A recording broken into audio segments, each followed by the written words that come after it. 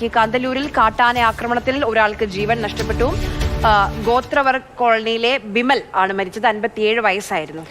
Jain S Raju വിവരങ്ങളുമായിട്ട്. Jain, എപ്പോഴാണ് ഈ സംഭവം ഉണ്ടായത്? എവിടെ വെച്ചാണ് കാട്ടാനയുടെ ആക്രമണമേറ്റത്? ആശുപത്രിയിലേക്ക് എത്തിച്ചതിന് പിന്നാലെയാണോ മരണം? ദിവിഷ്, ഇന്ന് രാവിലെയാണ് ഈ സംഭവം ഉണ്ടാകുന്നത്. വളരെ ആശങ്കപ്പെടുത്തുന്ന ഒരു കാര്യം തന്നെയാണ്. കാരണം തുടർച്ചയായി ഇത്തരം വാർത്തകൾ ഇടുക്കിയിൽ നിന്ന് റിപ്പോർട്ട് ചെയ്യപ്പെടേണ്ടി വരുന്നു എന്നുള്ളൊരവസ്ഥ കൂടിയുണ്ട്. മറയൂരിന് സമീപം ചമ്പക്കാട് സ്വദേശിയായിട്ടുള്ള ബിമൽ, അദ്ദേഹം ആദിവാസി വിഭാഗത്തിൽപ്പെട്ട ആളാണ്. അദ്ദേഹമാണ് കൊല്ലപ്പെട്ടത്.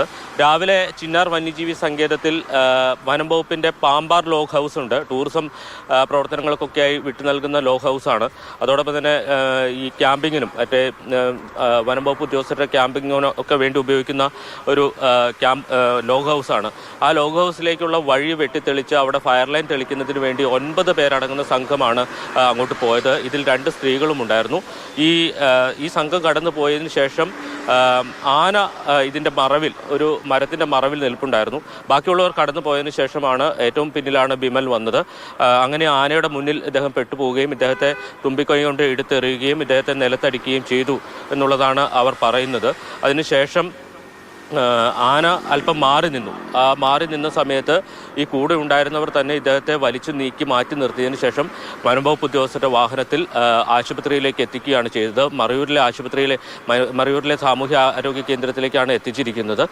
അവിടെ എത്തിയപ്പോൾ തന്നെ ജീവൻ നഷ്ടമായിരിക്കുകയാണ്. ഇനിയിപ്പോൾ മറ്റു നടപടികളിലേക്കൊക്കെ കടക്കേണ്ടതുണ്ട് എന്നുള്ളതാണ്. പ്രാഥമികമായിട്ടുള്ള വിവരങ്ങൾ മാത്രമാണ് നമുക്ക് ലഭ്യമായിട്ടുള്ളത്. ഒന്ന്, ഇത് ചിന്നാർ വന്യജീവി സങ്കേതത്തിൽ കേരള തമിഴ്നാട് അതിർത്തിയിൽ പാമ്പാറിൻ്റെ തീരത്താണ് ഈ സംഭവം നടന്നിരിക്കുന്നത്. അതുകൊണ്ട് തന്നെ വലിയ വിദൂരമായിട്ടുള്ളൊരു സ്ഥലത്താണ്, ഒറ്റപ്പെട്ട സ്ഥലത്താണ് ഈ സംഭവം ഉണ്ടായിരിക്കുന്നത്. അതുകൊണ്ടാണ് ഈ സംഭവം ഇത്രയും പുറത്തറിയാൻ ഇത്രയും വൈകിയത്. രാവിലെ ഇവരെല്ലാവരും കൂടി ജോലിക്ക് പോയതാണ്. അങ്ങനെ അതിനിടയിലാണ് ജെയിൻ പറഞ്ഞതുപോലെ ചിന്നാർ വന്യജീവി സങ്കേതത്തിനകത്താണ് ഈ ഒരു കാട്ടാനയുടെ ആക്രമണം ഉണ്ടായത്. ഇതുമായി ബന്ധപ്പെട്ട ഒരു പ്രതികരണം, എനിക്ക് തോന്നുന്നു അവിടെ താമസിക്കുന്ന ഒരാളുടെ പ്രതികരണമാണെന്ന് തോന്നുന്നു. അതൊന്ന് കേൾക്കാം. ഞങ്ങൾ രാവിലെ പണിക്ക് പോയതാ. രാവിലെ പണിക്ക് പോകുമ്പോൾ വഴിയിൽ നിന്നത് മറ്റേ പാമ്പാർ ലോഗാസ് ഇത് ഞങ്ങൾ വെട്ടാൻ വേണ്ടി പോയതാണ്.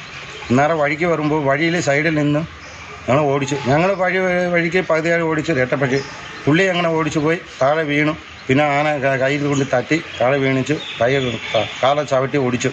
അങ്ങ് ആശുപത്രി പിന്നെ മറ്റേ ഇവിടെ നിന്ന് സാർമാർ വണ്ടി അവിടെ നിന്ന് വിളിച്ചു, ക്യാമറ വിളിച്ച് അവർ പിന്നെ വന്ന് വണ്ടിയെ കയറ്റി ചിന്നാർ ചെന്നിട്ട് ചിന്നാറിന്ന് പിന്നെ അങ്ങോട്ട് ഉണർന്ന് മറിയത്.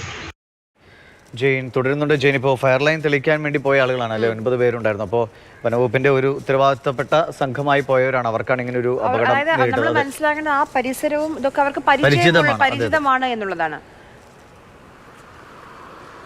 തീർച്ചയായിട്ടും ഇതാണ് നമുക്ക് പ്രാഥമികമായി കിട്ടുന്ന ഒരു വിവരം മാത്രമാണ് ദിവിഷ് ഇത്. കാരണം ഇപ്പോൾ തൊട്ട് മുമ്പാണ് ഈ സംഭവം പുറത്ത് എത്തിയിരിക്കുന്നത്. മറയൂരിലെത്തിയപ്പോൾ മാത്രമാണ് പുറത്തുള്ള ആളുകൾ ഇങ്ങനെ ഒരു സംഭവം നടന്നതായിട്ട് അറിയുന്നത്. അതുകൊണ്ട് നമുക്ക് പ്രാഥമികമായി കിട്ടുന്ന ഒരു വിവരം അനുസരിച്ച് വനം വകുപ്പിൻ്റെ പാമ്പാർ ലോഗ് ഹൗസ് അങ്ങോട്ടേക്കുള്ള വഴി വൃത്തിയാക്കുന്നതിന് വേണ്ടി അങ്ങോട്ടേക്ക് പോയതായിരുന്നു ഈ 9 അംഗ സംഘം എന്നുള്ളതാണ് മനസ്സിലാക്കുന്നത്. നേരത്തെ സൂചിപ്പിച്ചതുപോലെ ഈ കാടുമായി വളരെ അടുത്ത് ഇടപഴകി ജീവിക്കുന്ന ആളുകളാണ് അവിടുത്തെ ആദിവാസി വിഭാഗങ്ങൾ. മറയൂരിലെയും അതോടൊപ്പം തന്നെ ചിന്നാറിലെയും താൽക്കാലിക വാച്ചർമാരടക്കം ഈ വിഭാഗത്തിൽപ്പെട്ട ആളുകളാണ്. മുതുവാൻ വിഭാഗത്തിൽപ്പെട്ട ആളുകളാണ് കൂടുതലായി ഉള്ളത്. അപ്പോൾ അവർക്ക് വളരെ അടുത്ത് കാടുമായി അടുപ്പമുള്ളവരാണ്. പൊതുവെ അവർ കർഷകരാണെങ്കിലും കാടിനകത്ത് കൂടുതലായി താമസിക്കുന്ന ആളുകളാണ് എന്നുള്ളതാണ്. അതുകൊണ്ട് അവർക്ക് വനത്തെക്കുറിച്ചും വന്യജീവികളെക്കുറിച്ചും നല്ല ധാരണയുണ്ട്. പക്ഷേ ഒരു മറവിൽ നിന്നാണ് ഈ ആന ആക്രമിച്ചത് എന്നുള്ളതാണ് മനസ്സിലാക്കുന്നത്. അങ്ങനെ ആനയുടെ മുന്നിൽ പെട്ടുപോയി എന്നുള്ളതാണ് നമുക്ക് പ്രാഥമികമായിട്ട് ലഭിക്കുന്ന വിവരം. എന്തായാലും ഒരാളുടെ ജീവൻ കൂടി നഷ്ടമായിരിക്കുകയാണ്. ഇതിപ്പോൾ ഈ വർഷം 1-ലധികം ആളുകളുടെ ജീവൻ നഷ്ടമായിരിക്കുന്നു. കഴിഞ്ഞ ദിവസമാണ് നമ്മൾ മുള്ളിരിങ്ങാടുന്ന ഒരു ചെറുപ്പക്കാരൻ്റെ ജീവൻ നഷ്ടമായത് നമ്മൾ റിപ്പോർട്ട് ചെയ്തത്. അതിനുശേഷം 1 മാസം പിന്നിട്ട് ഏതാനും ദിവസങ്ങൾ മാത്രമേ ആകുന്നുള്ളൂ. അടുത്ത മരണം കൂടി ഉണ്ടായിരിക്കുകയാണ്. വന്യജീവി സങ്കേതത്തിനകത്താണെങ്കിൽ പോലും സുരക്ഷയില്ലാതെ കാടിനകത്തേക്ക് പോയി എന്നുള്ളതൊരു കാര്യത്തിൽ ഒരു വീഴ്ച സംഭവിച്ചിട്ടുണ്ടോ എന്ന് വേണം പറയാൻ. പക്ഷേ ഇത്തരം മരണങ്ങൾ ഉണ്ടാകുമ്പോൾ വനമന്ത്രിയോടൊക്കെ ഇപ്പോൾ നമ്മൾ അദ്ദേഹത്തെ വിളിച്ചു, അദ്ദേഹം ഒരു മീറ്റിംഗിലാണെന്ന് പറയുന്നത്. സാധാരണ ഇതിൽ വരാറുള്ള പ്രതികരണം അത് കാട്ടിലാണോ അല്ലെങ്കിൽ നാട്ടിലാണോ എന്നാണ്. കാട്ടിലാണെങ്കിൽ കാടിനുള്ളിലാണ് ഇത് സംഭവിച്ചത് എന്ന് പറഞ്ഞ് പെട്ടെന്നൊരു തടയിടാറുണ്ട്. എത്രയോ വർഷങ്ങളായി ഇവരും ഇവരുടെ കുടുംബവും ഒക്കെ അവിടെ താമസിച്ചു വരുന്നതാണ്. ഇപ്പൊ ഈ നിലമ്പൂരിലും സമാനമായ പ്രശ്നമാണ് ഉണ്ടായത്.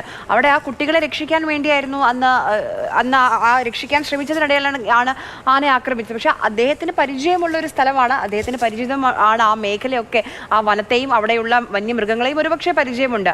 അപ്പോൾ അതും ശരിക്കും ആശങ്കപ്പെടുത്തുന്ന കാര്യം. കാടിനുള്ളിലാണെങ്കിൽ പോലും വനവകുപ്പിന്റെ ഒരു ജോലിയുമായി ബന്ധപ്പെട്ടാണ് ഇവർ പോയത്. അപ്പൊ ആ നിലയ്ക്കുള്ള സർക്കാരിന്റെ ഭാഗത്തു നിന്നുള്ള ഇടപെടലുകൾ ഇതിലുണ്ടാകുമെന്ന് പ്രതീക്ഷിക്കാം അല്ലേ ജെയിൻ? ദിവേഷ്, എനിക്ക് ഈ കാര്യത്തിൽ കുറച്ചുകൂടി ഉറപ്പുവരുത്തേണ്ടതുണ്ട്. പ്രാഥമികമായിട്ട് ലഭിക്കുന്ന വിവരം മാത്രമാണ്. വനംവകുപ്പ് ഉദ്യോഗസ്ഥരെ വിളിച്ചിട്ട് ഞാൻ ഇതുവരെ ഈ വനംവകുപ്പിൻ്റെ ആവശ്യത്തിന് വേണ്ടിയിട്ടാണ് ഇങ്ങോട്ട് പോയത് എന്ന കാര്യം ഉറപ്പുവരുത്തിയിട്ടില്ല. നമുക്ക് പ്രാഥമികമായി ആ പറയുന്ന ആളുകൾ നൽകിയ വിവരം മാത്രമാണ്. അതുകൊണ്ട് നമുക്കത് 100% എനിക്ക് ഉറപ്പിച്ചു തരാൻ കഴിയില്ല. പക്ഷേ പ്രാഥമികമായിട്ട് ലഭ്യമാകുന്ന വിവരം അനുസരിച്ച് പാമ്പാർ ലോഗ് ഹൗസിലേക്കുള്ള വഴി അത് കാട് മൂടി കിടക്കുകയായിരുന്നു. അത് വെട്ടിത്തെളിക്കുന്നതിന് വേണ്ടി 9 പേരടങ്ങുന്ന സംഘമാണ് പോയത്. അതിൽ 2 സ്ത്രീകളാണ് ഉണ്ടായിരുന്നത്. അവരിൽ ഒരാളാണ് കൊല്ലപ്പെട്ടിരിക്കുന്നത്. ബിമൽ എന്ന് പറയുന്ന 57 വയസ്സ് ചമ്പക്കാട് കോളനിയിൽ ചമ്പക്കാട് എന്ന് പറയുന്നത് കാന്തല്ലൂരിന് സമീപത്തുള്ള പ്രദേശമാണ്. അവിടെ താമസിക്കുന്ന ആളാണ് കൊല്ലപ്പെട്ടിരിക്കുന്നത്. അല്പസമയം മുമ്പ്, ഏതാനും മിനിറ്റുകൾക്ക് മുമ്പാണ് അദ്ദേഹത്തെ മൃതദേഹം ഈ മറയൂരിലെ സാമൂഹ്യ ആരോഗ്യ കേന്ദ്രത്തിലേക്ക് എത്തിച്ചത്.